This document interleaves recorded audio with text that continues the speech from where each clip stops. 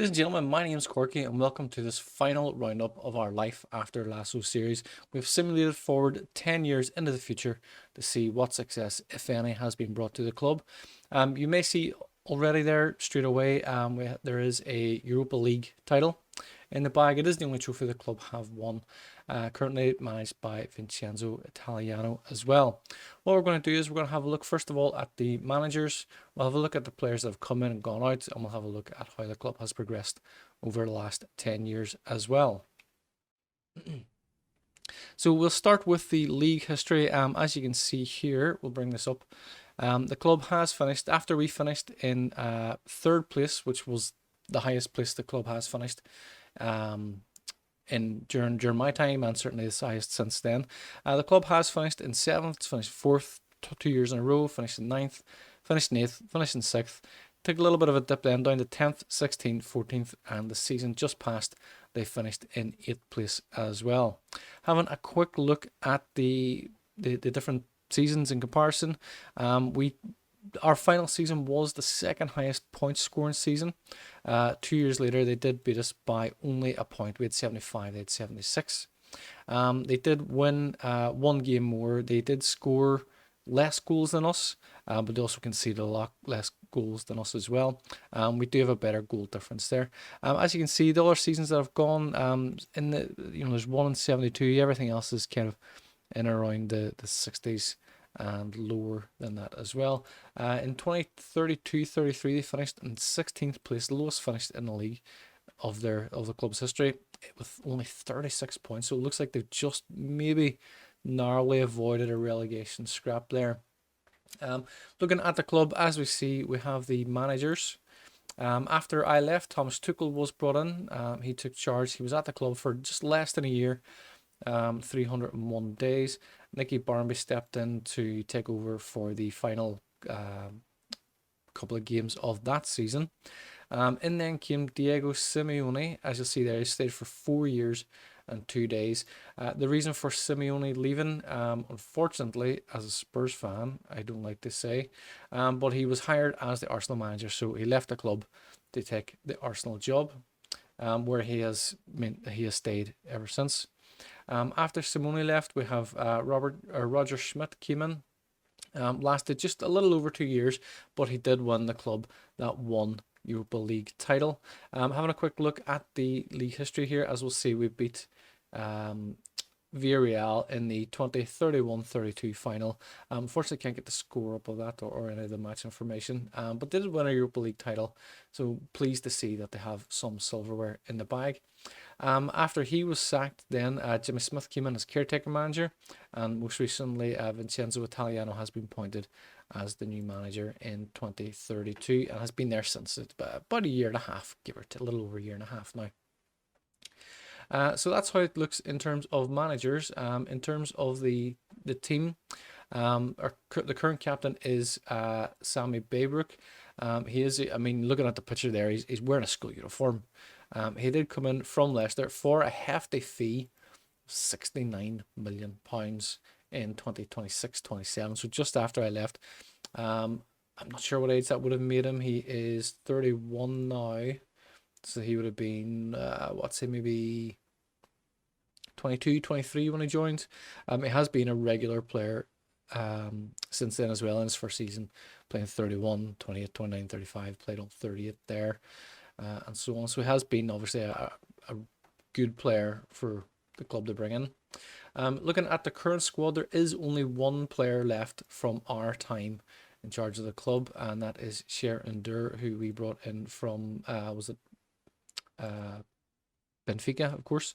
Brought him in the free transfer. He's had a couple of loans out. He's been out to Schalke, he's been to Leicester, he's been to Sporting Portugal, but no permanent moves. He has stayed.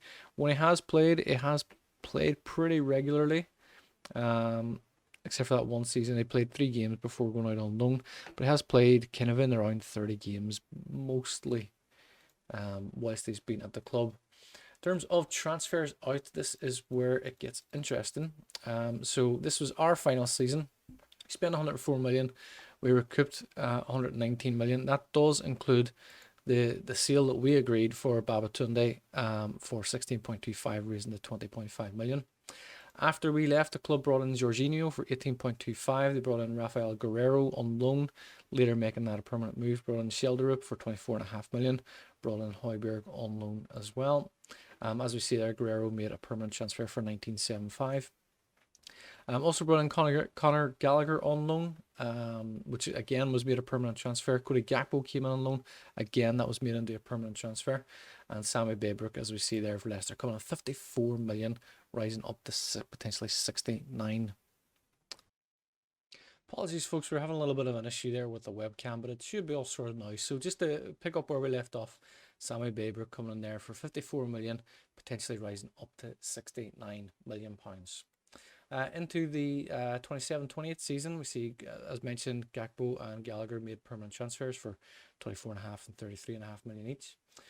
We did bring in Nikola Zalewski on loan from Man City for a loan fee of 1.9 million. We also brought in Fausto Vera, a player I'm not familiar with. A couple other players there I'm not really familiar with. We have Arno Tenas as well in from Barcelona. Moving into the 28-29 season, a few more players came in. Pedro Porro came in on loan from PSG. Maximo Perrone came in there from Newcastle as well, also on loan. And we brought in Joao Gomez as well from Fluminense. Into the 29-30 season, a few more players coming in, starting to get into the regens phase of it now. Yuri Tielemans, of course, coming in on loan for 2.4 million.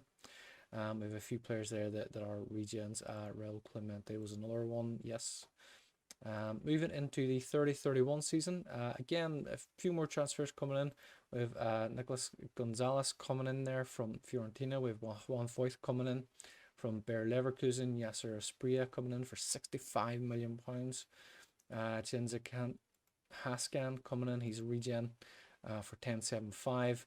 Gregor Kobel coming in goal from Man United, 27.5 million, rising to 34.5. We have Enrique Pereira in on loan from Spurs. That was made a permanent transfer. Joao Mario on loan was also made a permanent transfer. And this guy, OT is his name, coming in from Barcelona on loan, and that was made a permanent transfer. Dominic Calvert-Lewin coming in for 8.75 million there from Leicester as well. As we move into the next season, as we OT, Tielemans and Joao Mario all made permanent transfers, and also Enrique Pereira as well. A few other players coming in there. Again, we're in the regens phase mostly. We do have Item Ida coming in on a free transfer as well. Into the 32-33 season, a couple more players coming in. Again, lesser known names. Alexandre Mbaye, Carlos Guerrero, Morgado, Carlos, and Alavos, all new gen players. And again, into the 33-34 season, similar thing. A lot of regen players coming in here, spending 100 million in total that year.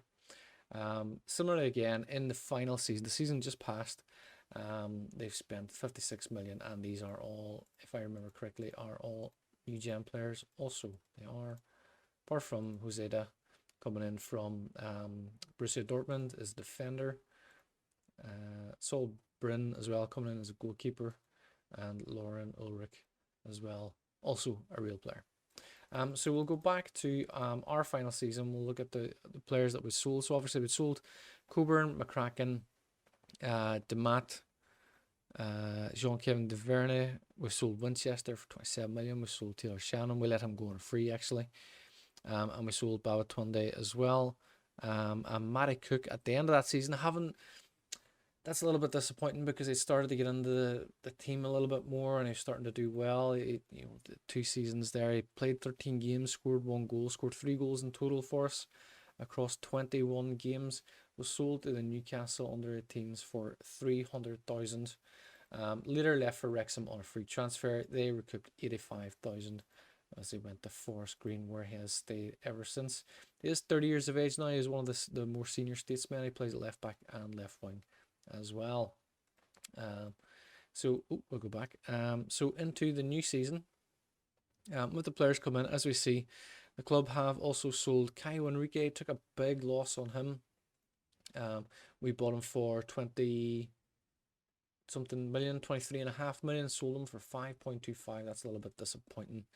We sold Bright Euphoria, who's one of our young promising players. We sold Arlo Dixon to Spurs for 34.5 million, so good bit of money recouped there. We then sold Sam Obisanya to Real Madrid, which is probably not unexpected, and for £110 million. Very good deal to get him in. It looks like he's done very well at Real Madrid. He's there, what's that, 1, 2, 3, 4, 5, 6, 7, 8, 9, just finished 10 seasons now. And he's done very well. He's played in the majority of the games. Just out of curiosity, I wonder what trophies he has won. Sam Obisanya has won. He's Champions League runner-up twice. He won the African Nations Cup. He won the Champions League. He won the Super Cup. He won the Champions League again and the Super Cup again 2 years in a row. Champions League again, Super Cup again 3 years in a row, and a Champions League runner-up the following year. So it's fair to say, and looking at that, Champions League runner-up in 28, runner-up in 29, winner in 30, winner in 31, winner in 32. Didn't finish in the top, didn't get the semi-finals in 34, but did finish runner-up. Or sorry, in 33, but did finish runner-up in 34. So Sam Obisanya has had a very good career, it is fair to say. 110 million is probably a fair price for him. We then sold Jack Dawkins as well to Newcastle for 37.5 million. He is still playing. He's playing at Bayer Leverkusen now, who's joined this year on a free transfer. So we recouped 188 million in the door, with 45 million going out the door. Into the following season, we then again loaned out Rosenfeld. He's had a lot of time out on loan. Ronaldo Headley is a young up-and-coming player that we had. He's still at the club as well. He's had a couple of loans, just Huddersfield and Celtic, but he is playing regular first-team football now, and he seems to be doing very well also. In the 27-28 season, any of the players we sold here, Harry Usher went out on loan.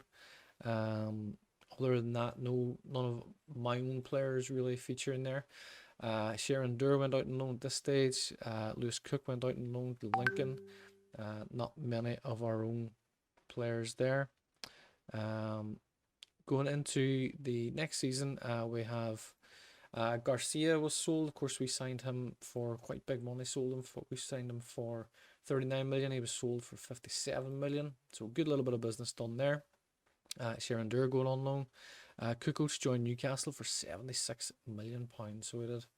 That's a fantastic transfer. He stayed at Newcastle until he finished his career and is now a head of youth development, currently unemployed. Frey Savage, of course, going out on loan as well. Shelderup going out on loan as well after his transfer in. He obviously wasn't getting many games there. In the 30-31 season, again, not many transfers of our own team gone out. Danny Rojas joined Barcelona for 9.5 million. He stayed there until he retired, played 54 games for them in 2 years, scoring 16 goals. Thierry Zorro joined Chelsea, where he played 35 games.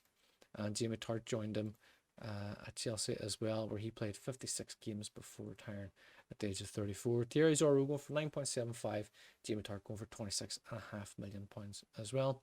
And finally, the last two in this year was Samuel Ricci joining Real Madrid for came in at 53 million. We signed him for 34 million, so that's almost a £20 million profit on him. Pleasing to see, we got the full price there. And Bombercats joining Brighton for 1.4 million, playing 24 games across 2 years before he retired as well. Into the 31-32 season, we see that Shelderup joined Wolves for 38 million. A little bit of a profit on him. The club spent 24.5 million, so that's pleasing to see as well. Harry Usher gone out on loan again. Sharon Durr gone out on loan this time. That's really the only players from our time.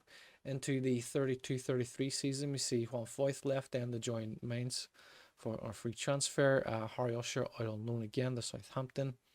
That is it for all the players we have. The following year, Harry Usher then joined Southampton on a permanent transfer for 20.5 million, where he's played 26 games in both seasons, scoring 1 goal in both seasons, and he had 1 assist in his first season as well. So he has played a little bit more regularly. He played a grand total of 29 games there. He's played 33 games this year. So pleasing to see his progress come along there. Yasser Asprilla, who we signed from Watford for 65 million. We made a £3 million loss on him. He's joined Chelsea for 62 million. And that's really, we're kind of getting down into there's very few of our own players left. Looking at the outgoings this year, see Conor Gallagher joined Hertha Berlin. And that is it for all the players. There are other players, of course, coming through the youth teams, not they haven't had their contracts renewed, they've left on free transfers and so forth. But it's been okay. A little bit disappointing that some of the potential superstars that we had didn't quite live up to their expectations, unfortunately. And as we say, looking at the league history here, we see that we finished 5th twice in a row. In my time, finishing 3rd was the highest before I resigned. Close finished in 7th, 4th, 9th, 8th, 6th, down to 10th, down to 16th, 14th, and then the season just passed, just missing out on Europe by 9 goals as well. As you'll see there, almost identical record to Man United. Goal difference is the one that separates them. They have the same points, same games won, same games drawn, same games lost, and it's down to the goal difference. So that is it for this roundup. It has been it's been a little bit disappointing. I had hoped that, given that we'd done so well with 2 5th place finishes followed by a 3rd place finish, that we would see Richmond go on to win even an FA Cup, a League Cup, something like that. Would have been delightful to see. They did win 1 Europa League. They did finish runner-up in the Super Cup that year as well. We'll see who they lost to. 22. I mean, they lost to Real Madrid. You know, can't take that away from them. They've done very well there, so they have. But the youth teams have done pretty well as well. A couple of runner positions and winner positions and runner positions and amongst the youth teams. So it's been very enjoyable. I've thoroughly enjoyed the 3 years of doing this. The new database update is now available. Zava is included for all you AFC Richmond fans as well. A couple little tweaks, a couple little changes made to the team also. You can download that from the link in the description below. I do hope you've enjoyed this. As always, please like, share, subscribe, comment. We will be back with not more Richmond videos, but we will be back with more videos going forward as well. Until then, thank you very much and take care. Thanks for watching the video. I really hope you've enjoyed it. You can check out one of these recommended videos, and as always, please do like, share, subscribe and comment. It helps us to grow the channel. It helps us to bring you more content like this in the future. In the meantime, I've been Korky. It's been an absolute pleasure. We will see you in the next video. Thank you. Take care.